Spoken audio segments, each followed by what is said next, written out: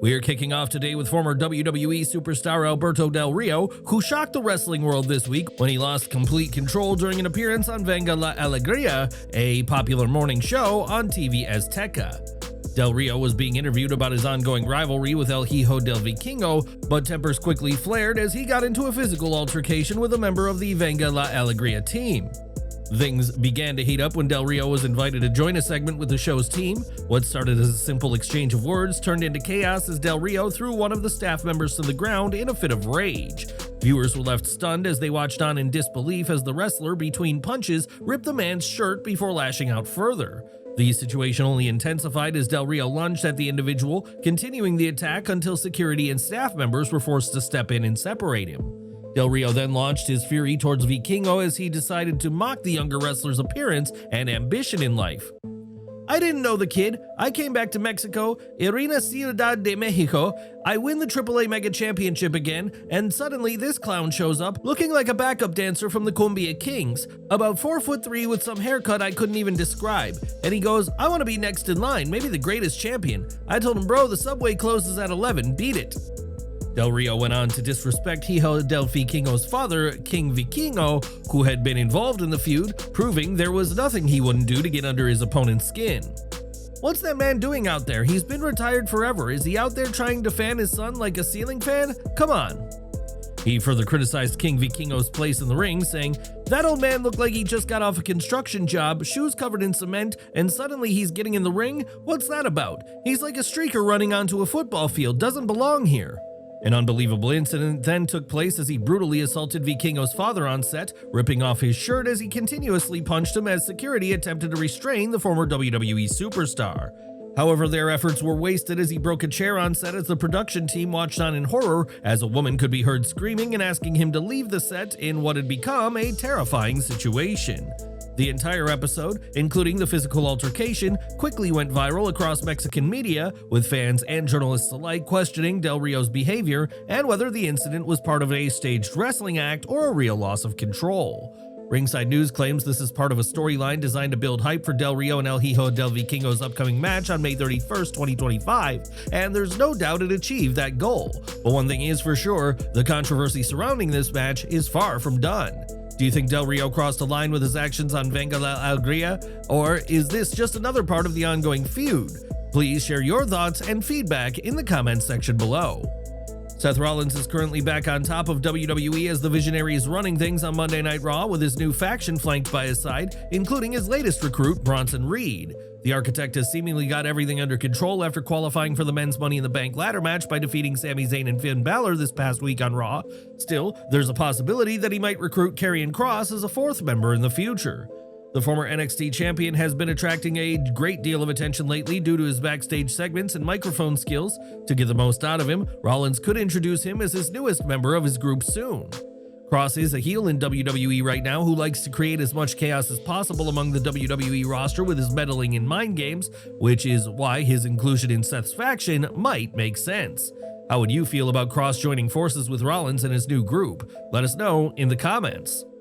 Kross gained a massive response during his appearance backstage as he gained an enormous reaction from the crowd, and the Twisted WWE superstar recently responded to a fan pitch where a member of the WWE Universe pitched the idea of him associating with Paul Heyman and Rollins. Kross has since deleted his response, but he affirmed the fan pitch and seemingly confirmed his interest in working with Rollins, which is an ominous thought for the rest of the WWE roster to consider. During the May 28th episode of AEW Dynamite, a match between Kyle Fletcher and Adam Cole for the TNT Championship almost ended in disaster following a botched apron powerbomb from the Australian wrestler. Cole's head appeared to glance off the apron in a sickening-looking bump, but during the latest Wrestling Observer Live, Bryan Alvarez provided the positive news that the former WWE superstar is totally fine. While that might seem complicated to believe due to how brutal the situation looked, upon further review, a slow-motion clip proved that Cole's head fortunately never actually hit the apron, even though it looked like that at normal speed. The loud impact actually came from his elbow hitting the edge of the ring, not his head, which likely saved the TNT champion from a devastating injury that would have likely caused him a concussion. Alvarez pointed out that Kyle Fletcher appeared to be too far from the apron when delivering the move. That distance likely saved Cole's head from hitting the edge, but caused his arm to take the full impact instead. But seriously, what in God's name was Kyle Fletcher thinking? The only reason Cole's head didn't even hit the apron was because Kyle was too far away from the ring. He wasn't trying to slam his elbow. Thank God he wasn't even an inch closer because Adam Cole would be dead. I'm sure we're going to hear about this all afternoon. There were a lot of people furious with Kyle Fletcher. Look, whatever move you want to do is fine if both guys agree, but Adam Cole has a history of head injuries and concussions. There have been times he's missed TV because of them, and that never even came out publicly, so yeah, many people backstage were unhappy with Kyle Fletcher. They're all asking, what was this dude thinking? Fans are undoubtedly happy to hear that Adam Cole isn't seriously injured. He was inches away from certain death, and we hope such spots never happen again, especially knowing Cole's history with concussions. What do you think about the apron powerbomb incident? Was the move an unfortunate mistake, or was it an avoidable risk that should have never happened in the first place? Please share your thoughts and feedback in the comments section below. Few people have grown as much in professional wrestling over a short period of time as Logan Paul. His improvements have been nothing short of amazing, as he's become a dependable in-ring competitor. However, he still has a few doubters, and Paul spoke about that on his YouTube channel. It's my understanding that some of my peers are not happy that I get these shots so quickly in my career. Let me break it down for you. In your simple brains, you think I'm here because I go viral. You see the numbers and you think that's why I'm here. No, the reason that I'm here, the reason that I'm giving these opportunities so early in my career is A, because I'm fantastic, but B, because I've been getting those impressions for a decade now. And with those impressions comes an audience, a fan base, eyeballs. That's why I'm here, because people watch what I do. They care what I do. Whether they're on my team, they want me to win. Whether they're wanting me to fail, doesn't matter. They're watching, and that's the currency, attention. And so my question would be, for the people who have a problem with my position in the WWE, who's watching you? Paul has already claimed he's no longer a YouTuber but a fully fledged WWE superstar, and since he's now very serious and dedicated to that, the hatred towards him feels forced. The Maverick was unable to defeat Jey Uso for the WWE World Heavyweight title at Saturday night's main event, but he is now set to team with John Cena to face Cody Rhodes and Jey Uso at Money in the Bank on June 7th. So it's clear WWE thinks highly of Paul, and that's not going to stop anytime soon. However, while some members of the WWE Universe are starting to be won over by Paul's growth in the ring, Karrion Kross has remained a doubter, and he let the world know by firing back at Paul's recent message. On May 29th, Kross posted a message directed at Paul, claiming he has no issues with him personally and that his frustration isn't about him specifically, but more about the broken system. Kross revealed what many of the veterans in the locker room are thinking: wrestlers develop a specific set of skills in the ring in terms of character building, yet not everyone is allowed to evolve with that. During this passionate plea, Kross didn't sugarcoat anything, calling out how branding outside of WWE, something that was once discouraged and at times prohibited, is now an essential situation for talent. His speech has to be seen to be believed as Kross manages to make his points eloquently and with real heart. Are the old guard in WWE being left behind, or is it up to veterans to adjust to the new era? Please share your thoughts and feedback in the comments section below. One wrestler who is gaining opportunity is Trick Williams. He made a bold appearance on the May 29th episode of Impact, where he raised the TNA World title high and firmly established himself as the top figure within the company, despite being contracted to WWE. Williams appeared in a pre-recorded segment addressing Mike Santana's challenge for the title and dismissing him as a threat. He pointed out that he should be treated as a true champion and demanded a first-class ticket and a 5-star hotel. The NXT superstar insisted that the focus was no longer on Joe Hendry, Santana, or anybody else in TNA. Instead, he declared that he was the one in charge, and Williams warned Santana to stay out of his way, reinforcing his stance as the champion. Trick also added, "It's time for a rebrand. TNA turned into Trick-N-A." He emphasized that he would show up when and where he wanted to defend the title, solidifying his new reign. Williams is preparing to defend his title next week on NXT and appears to be more confident than ever in his position. He's made it clear that he has no intention of dropping the title at the first hurdle. Do you think Mike Santana has what it takes to dethrone Trick Williams? Please share your thoughts and feedback in the comments section below. Fans might recall that Kamille worked as Mercedes Monet's bodyguard for several months but opted to quit after suffering mistreatment from Monet. The upcoming star has remained absent from AEW television ever since, dating back to November 2024. While speaking on the Keeping It 100 podcast, Disco Inferno addressed the rumors that Kamille might have backstage heat in the company, claiming that AEW felt Kamille wasn't being totally honest with them during their initial contract negotiations. Inferno claimed that she made it seem like WWE was far more interested in signing her than they actually were, potentially in a bid to leverage a better deal for herself in AEW. According to Inferno, AEW figured it out, and that damaged her standing with the company. This is why she's been absent from AEW television, a direct consequence of how the contract played out. This comes after Kamille previously made it clear she was unhappy with how AEW used her character. She stated that she never got a real chance to show different sides of herself.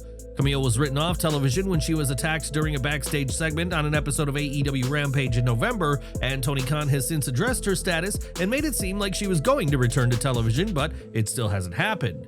Nevertheless, it will remain to be seen if Kamille ever returns to AEW television, although it seems unlikely. Mike Santana got the opportunity to make his WWE debut this week on NXT, with the TNA wrestler duking it out with Tavion Heights in an impressive singles match, and the former AEW star made a positive impact. According to PW Insider, Santana was praised by people within WWE and gained high marks for his performance during his first appearances on NXT television. While Santana is looking to break into WWE, John Cena is preparing his exit. He's currently embarking on his retirement tour as a professional wrestler. The current undisputed WWE champion appeared on Stephanie McMahon's new show, Stephanie's Places, where he opened up about why he's going to retire despite his star power. I used to do a clean and jerk with 330 pounds. That's a 300-pound snatch. I can't even do those lifts anymore because my body's so beat up. So as soon as I got through that jagged pill of like, oh man, I'm never gonna overhead press 374 pounds ever again, but let's work to see what the best I can do for today is. Chelsea Green recently suffered a broken nose at WWE's Saturday Night's Main Event, but that's something that might lead to her appearing with a brand new accessory on WWE television. After suffering an injury after being on the receiving end of a 619 that caught her flush in the face, Green is expected to continue appearing on TV with a protective face mask. Green reportedly didn't sulk about the situation backstage. According to Fightful Select, she instead immediately filmed content and opted to lean into the situation. WWE staff praised her upbeat attitude as she milked the injury, which earned her points within the company's top brass. Doctors have confirmed that it was a clean break, and while she won't miss any television, she'll likely wear a mask moving forward, which Green will likely lean into as part of her gimmick. WWE has recently seen an influx of celebrities appearing at ringside during shows, seemingly to help the company's branding, and Tom Segura's surprise Raw appearance this week was an example of that. While it might have landed positively with fans due to his popularity, backstage it stirred up some serious tension within the locker room. On the latest episode of WrestleVotes Radio, host Joey Votes and TC revealed that Segura's cameo didn't sit well with several people in the company. Many wrestlers and staff were unimpressed. The frustration reportedly stems from Segura's past comments about professional wrestling, which didn't paint the industry in the most respectful light. Even though he appeared alongside fellow comedian Burt Kreischer and shared screen time with the War Raiders in a lighthearted segment, the backlash was already brewing internally. Segura spoke about wrestling on his Your Mom's House podcast, where he claimed wrestling is for f***ing retards, adding that it's fake and you're a idiot if someone is over the age of 11 and likes the sport. His appearance caused a stir backstage among those who remembered his comments, and while his appearance was likely due to his relationship with Netflix, it didn't smooth things over with the locker room. Segura hasn't addressed the criticism yet, but many within the company found WWE's decision to spotlight him baffling. AEW and WWE are constantly competing on all fronts, and that's especially true digitally in this modern age, where Tony Khan's company recently won a major battle. Dave Meltzer reported on the May 29th episode of the Wrestling Observer Radio that AEW's Double or Nothing outperformed both Backlash and Saturday Night's Main Event in terms of online search interest, beating WWE by around 11 to 12%. Elsewhere, Bill Goldberg's son revealed that he has the exact same tattoo as his father, taking to Instagram to pose with the WWE legend as they showcase their tribal tattoos. The tattoo artist called the moment ushering in the second generation. Well, Bill Goldberg couldn't hide his pride, replying, "What a day, tattoo immortalized by my son."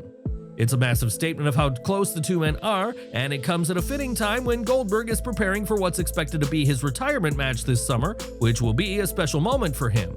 Speaking on the Claw podcast, Goldberg confirmed one major detail about his final appearance: Gage will be by his side. "There is one thing I can say about my match is that I will be proudly let out by my son," Goldberg shared. The match is expected to go down at WWE Saturday Night's Main Event in Atlanta on July 12th, 2025, a fitting send-off in Goldberg's hometown with his son front and center. Now, Scorpio Sky, who's been part of the AEW roster since 2019, has been absent from AEW TV for a year. He recently addressed his situation with the promotion, revealing that he is healthy and simply waiting for his turn.